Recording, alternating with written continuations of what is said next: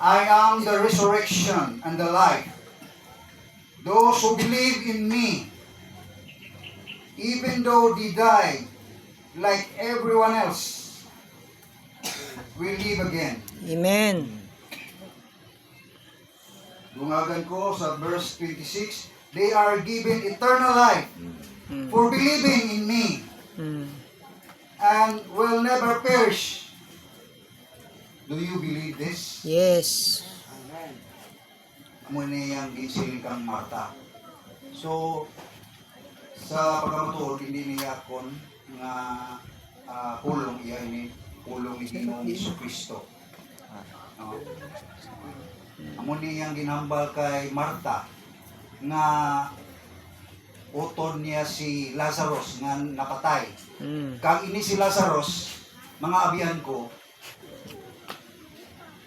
close friend ini siya ni Jesus. Gani si Jesus, isang nabalitaan niya nga napatay, nag-ibig siya. Nag-ibig si Jesus. Gaga, tungod kay nabalitaan niya ang iyang nga abyan, ang iyang nga close friend na patay. Nagkadto siya sa lugar nila ni Lazarus. No? And fast forward, si Lazarus, nga iya nga close friend, iya ining banhaw. No? So, tagaan ta sini passage sa luha, i-highlights ta ning luha ka words, resurrection and life. Siling sa pulong nga si Ginoong Jesucristo, siya ang pagkabanhaw. Kag siya ang kabuhi. Mga utol. No? Kung kita sumulunod sa Dios, nagapati sa iya bala ang pulong, I believe nga sa tion nga kita kuhaon na sa Dios, kuhaon na ang atong nga kabuhi, may ara kita yang pagkabanhaw.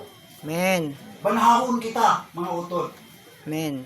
So, sa sining ation, mga utod, I encourage you nga kita ang aton pagkabuhi sa mga kalibutan dapat gid nga mag-focus sa kay Ginoong Jesucristo. Amen. Kay siya ang aton nga pagkabanhaw. Yes. No?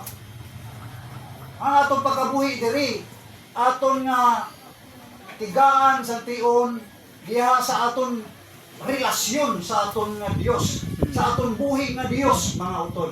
Amen. No, hindi lang kilala ko man na siya amo na ang aton Dios si Ginoong Jesucristo.